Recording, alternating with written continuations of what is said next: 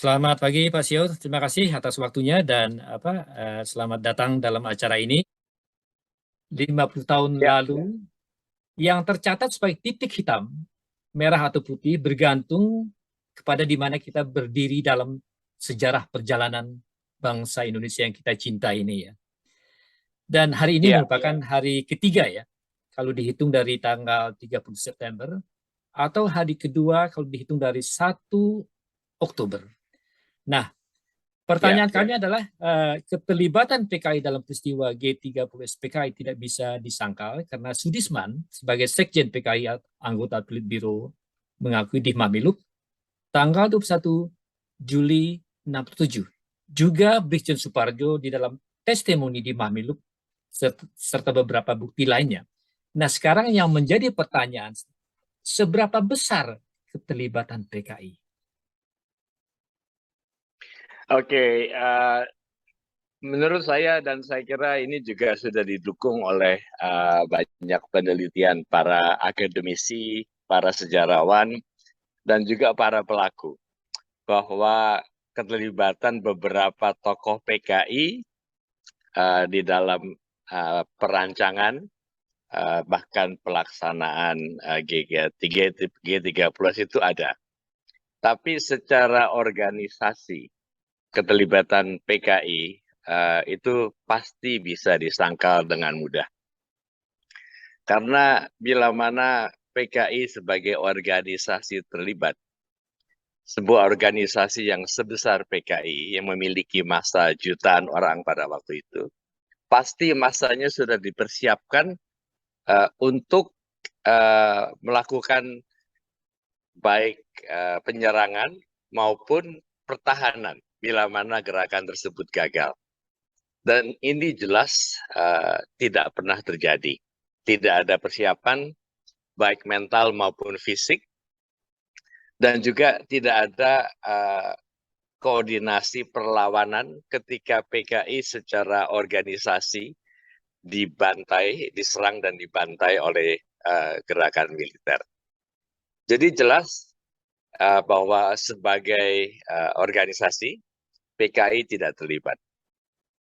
Makanya ada dukungan dari para sejarawan dan mungkin sebagian pimpinan pemerintah yang menghilangkan embel-embel PKI dari perkataan atau istilah G30S. Saya kira itu adalah tindakan yang tepat. Bahwa ada beberapa orang PKI terlibat, itu jelas. Nah, kalau kita analisa lagi siapa yang terlibat dari PKI, jelas ada orang yang bernama Syam. Ya, Syam itu adalah ketua dari sebuah badan biro khusus, dinamakan biro khusus dalam PKI, yang rupanya didirikan oleh ketua PKI DN Adit untuk menjadi penghubung antara PKI dengan beberapa tokoh militer. Syam jelas merupakan salah satu perancang gerakan tersebut. Nah, di mana keterlibatan Aidit sebagai ketua itu tidak jelas. Karena ternyata banyak hal menunjukkan bahwa Aidit sendiri termasuk orang yang agak bingung ketika gerakan itu gagal.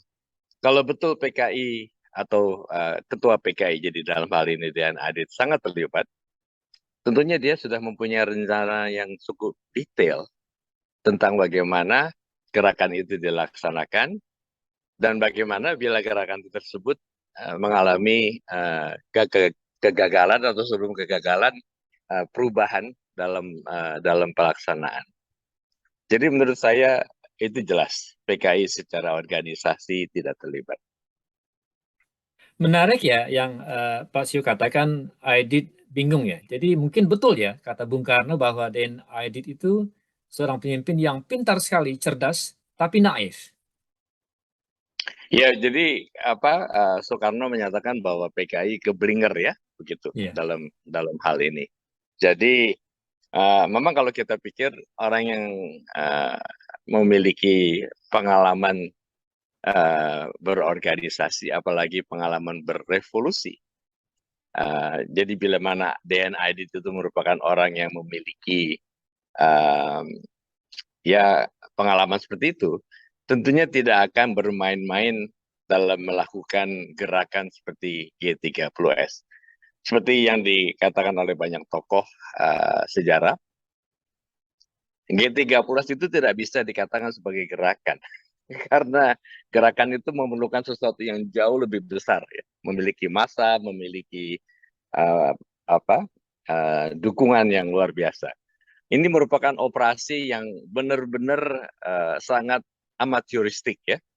Benar-benar tidak terancang dengan baik, bahkan ada kemungkinan memang sengaja dibuat kekacauan sedemikian rupa sehingga dalam waktu beberapa jam saja yang namanya gerakan 30 September itu digagalkan oleh militer, oleh kekuatan Soeharto. Nah, disinilah saya kira peran Soeharto yang kita perlu tonjolkan. Tapi tidak ada 100% bukti nyata bahwa Soeharto ikut terlibat dalam peristiwa ini. Memang sampai sekarang tidak ada bukti-bukti yang secara tertulis merupakan keterlibatan Soeharto langsung dalam gerakan 31 tersebut. Tapi tentunya banyak sekali fakta, jadi rentetan peristiwa yang sebenarnya secara logika menunjukkan adanya keterlibatan Soeharto. Kalau kita lihat ya, dari pertama, salah satu pertanyaan yang sangat menonjol adalah kenapa Soeharto sebagai seorang yang sangat berpengaruh di dalam Angkatan Darat, memiliki komando yang begitu strategis, ya, Kostrad sebagai kepalanya, komandannya, itu tidak dimasukkan dalam daftar sebagai orang yang diculik. Itu pertama. Kedua, para tokoh perancang G30S itu adalah orang-orang yang sangat dekat dengan Soeharto.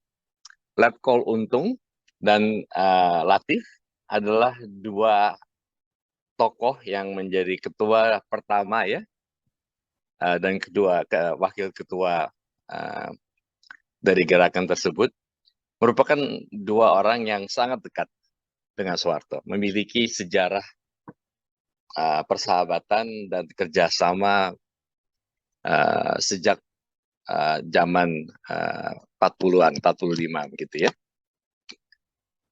Jadi itu kedua.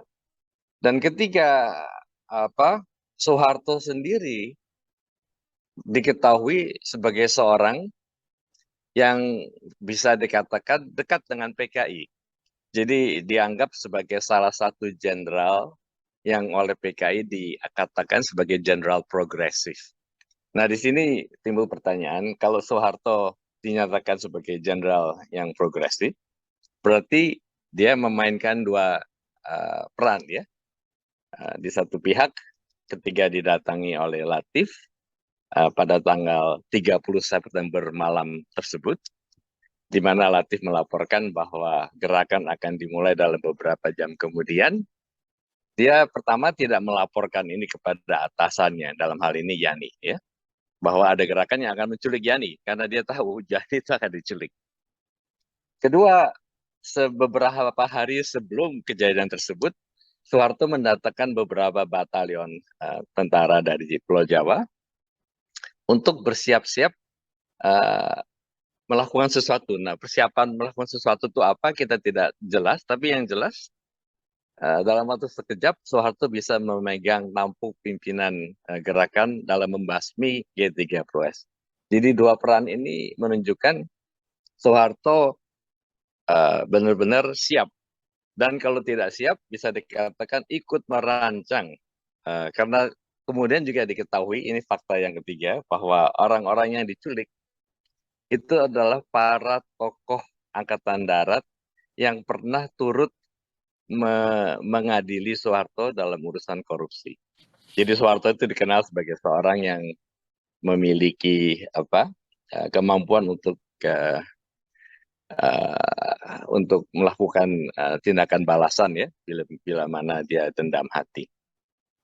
Saya kira cukup banyak hal-hal yang menunjukkan bahwa dia sangat terlibat. Bahkan yang dinamakan Sam itu ternyata memiliki hubungan sejak tahun 50-an dengan Soeharto. Itu pun sudah merupakan fakta. Kemudian ada untuk menangkal bahwa Soeharto terlibat. Soeharto pernah bilang kepada Bung Karno setelah pemilu 1955, PKI termasuk 4 besar. Pak Harto bilang ke Soekarno, gimana nih Pak? Indonesia akan jadi merah. Bung Karno jawabnya, ya merah kayak biru kayak itu, inilah demokrasi. Nah, apakah bisa kita katakan kebencian Soeharto terhadap PKI itu dia punya peranan ganda ya untuk menghantam PKI setelah terjadinya G3 plus PKI tanda kutip atau gestok itu. Saya kira Soeharto itu adalah seorang strategis yang sangat lihai ya. Jadi kalau kita lihat, bila mana gerakan 30S itu berhasil, dia tetap aman ya, karena dia memang dijadikan salah satu jagoan PKI atau tokoh PKI yang ikut terlibat dalam perancangan G30S tersebut. Itu jelas karena Latif sebagai orang kedua, Untung sebagai orang pertama adalah anak-anak buah kesayangan Soeharto. Dan Latif jelas melaporkan dalam membuktikan dalam Mahmilub bahwa dia yang menghubungi Soeharto ya 2 kali, jadi sebelum beberapa hari sebelum dan pada hari H tersebut. Jadi bahwa dia memiliki peran ganda, kalau G13 berhasil dia akan tetap menjadi jagoan dan mungkin akan berkuasa, memiliki suatu posisi yang sangat berpengaruh. Di lain pihak, saya kira dia sudah main mata dengan CIA, sehingga bila mana yang jelas CIA dan kekuatan blok Inggris, Amerika pada waktu itu sangat tidak suka dengan perkembangan politik di Indonesia di bawah Soekarno, bahwa bila mana ada perubahan politik yang bisa menghilangkan pengaruh kekuatan kiri di Indonesia, Soeharto akan bisa menjadi pahlawan mereka juga. Sehingga posisi dia sebagai orang yang memiliki kekuatan yang paling besar di Indonesia itu terkonsolidasi. Itu saya kira peran ganda itu sangat besar dalam sejarah profil. Ya. Kemudian di dalam buku Renungan Seorang Patriot Indonesia oleh Xiao Gyo Chan, kebetulan ayah Anda sendiri, bertemu tokoh misteris Syam di penjara dan ternyata menurut beliau agen TNI di PKI ya, di dalam gerakan ini karena dialah yang membongkar semua jaringan PKI. Dan ini cocok dengan yang diceritakan Salim Said di dalam bukunya Dari Gestapo ke Reformasi, di mana disebutkan bahwa pada waktu anak Syam menjenguknya di RTM dan minta uang, Syam menjawab, ambil sendiri aja di situ, sekarung uang. Dan anaknya nyeletuk, Bapak dapat uang dari mana sebanyak ini? Jadi cocok apa yang diceritakan Salim Said dan buku dari Xiao Gyo Chan sendiri. Ya, jadi memang tokoh Syam ini sangat misterius. Kita sampai sekarang belum bisa menemukan bukti yang kuat apa koneksinya dengan CIA, dalam hal ini melalui Soeharto dan para kelompoknya. Yang jelas dia merupakan seorang yang sangat dipercaya oleh Aidit, ya, sehingga Aidit menyerahkan semua tampuk pimpinan gerakan 30S itu kepada Syam.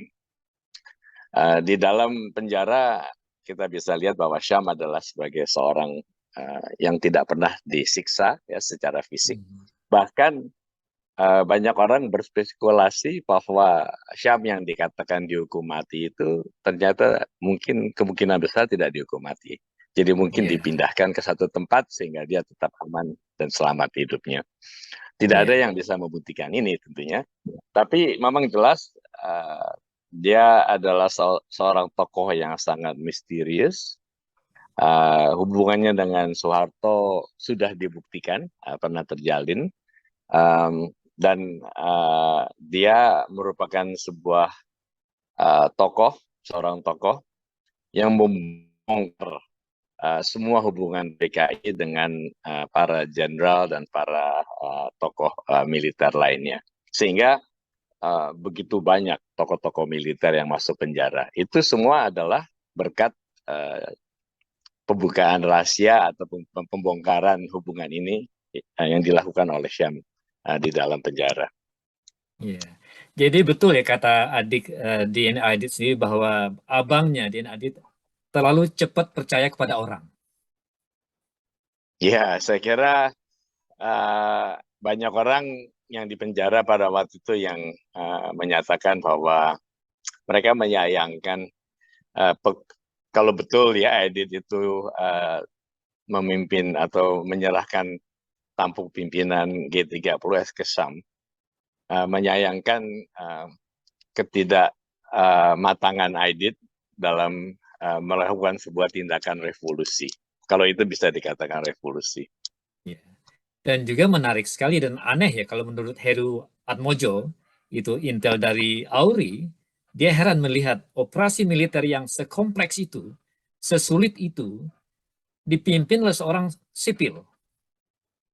Ya, itu betul dan memilih seorang letnan kolonel sebagai pimpinan itu pun merupakan sebuah tindakan yang aneh, ya kan? Suparjo yang jenderal menjadi orang ketiga. Dan dalam susunan Dewan Jenderal dinyatakan Untung sebagai pimpinannya, sebagai seorang letnan kolonel begitu. Yang jelas tidak memiliki pengalaman yang terlalu besar, baik dalam memimpin operasi maupun dalam memimpin organisasi kepemerintahan. Ya. Dalam salah satu bacaan yang ada dokumen, Mao Zedong juga pernah bilang bahwa kembali ke soal Syam ya. Mao Zedong bilang bahwa pimpinan-pimpinan PKI itu dari kalangan berjuis, tidak akan tahan disiksa. Ya, Komentar.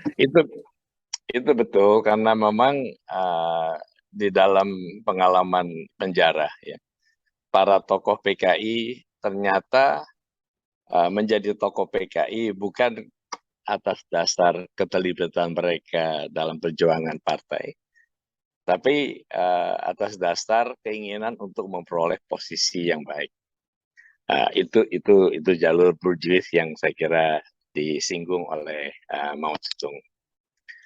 Dengan demikian komitmen mereka sebagai pejuang itu tidak tampak dalam penghidupan di penjara. Banyak dari mereka, tentunya tidak semua, tapi banyak dari mereka yang menjadi pengkhianat untuk PKI. Mereka lah yang membongkar rahasia organisasi PKI sehingga dalam waktu sekejap PKI dan para organisasi di bawahnya, para pelakunya, bahkan para anggota rahasianya, semua terbongkar dan bisa dihancurkan oleh militer. Jadi betul Bahkan banyak kembali juga yang menjadi ya. pemeriksa ya. Jadi ada beberapa tokoh PKI itu turut menjadi menjadi interrogator. Jadi betul kembali ke Syam memang agen ganda, agen TNI di PKI ya. Ya, saya sebenarnya lebih cenderung lebih dari itu. Soeharto pun saya anggap sama dengan itu. Dia merupakan agen ganda. Bahwa mungkin pada tanggal 30 September atau 1 Oktober itu CIA secara organisasi tidak langsung terlibat, itu benar. Karena mungkin itu kelihayan dari Soeharto. Dia melakukan gerakan seperti yang saya tadi singgung dengan harapan dua hal. Kalau G30S berhasil dan mendapat dukungan dari Soekarno sedemikian besar sehingga G30S bisa bertahan, Soeharto aman. Tapi bila mana dia berhasil menghantam G30S dan lalu Soekarno tidak mendukung G30S, dia akan menghubungi CIA. Dan yang kedua ini, jalur kedua inilah rupanya yang dia tempuh. Karena pada tanggal 2 Oktober, dia sudah mendapatkan dukungan dari CIA, mendapat green light begitu ya, sehingga dia bisa segera mengirim telegram ke berbagai cabang Angkatan Darat di seluruh Indonesia untuk membantai PKI. Jadi jelas setelah dia berhasil mengambil tampuk pimpinan militer di Indonesia, dia mendapat dukungan dari CIA dan tentunya MI6 ya dari Inggris. Jadi betul ya, seperti Salim Said sendiri mengatakan bahwa karena banyaknya aktor yang ikut bermain dalam peristiwa besar yang menyakitkan, yang saya pikir semakin sulit untuk melihat 100% siapa dalangnya, karena banyak sekali aktor yang terlibat. Iya, saya kira banyak yang terlibat, banyak yang bermain di dalam dua perahu ya, berpijak di atas dua perahu, dan tentunya kelihayan para pelaku utamanya sehingga jejak-jejak itu hilang. Akan tetapi saya kira keterlibatan CIA setelah 2 Oktober itu tidak terbantahkan. Demikian juga seperti apa yang mereka sudah siapkan belasan tahun, itu pun tidak terbantahkan. Ya, ternyata waktu jualah yang memisahkan kita, Pak Xiao ya. Kita akan sambung untuk episode kedua yang akan jauh lebih menarik. Kita akan bincang-bincang tentang buku Francis Samuel, tokoh Permesta, dan juga menyebutkan keterlibatan dari Amerika Serikat. Disebutkan bahwa sekarang bantuan untuk Permesta PRRI berhenti karena CIA Amerika sudah menunggang kuda kedua, kuda lain. Dan kita akan bincang-bincang mengenai hal ini untuk episode kedua. Dan sekali lagi Pak Xiao, terima kasih banyak atas waktunya dan sampai jumpa di episode kedua. Terima kasih. Ya, terima kasih. Selamat siang. Selamat siang. Terima kasih atas undangan dan waktu yang diberikan.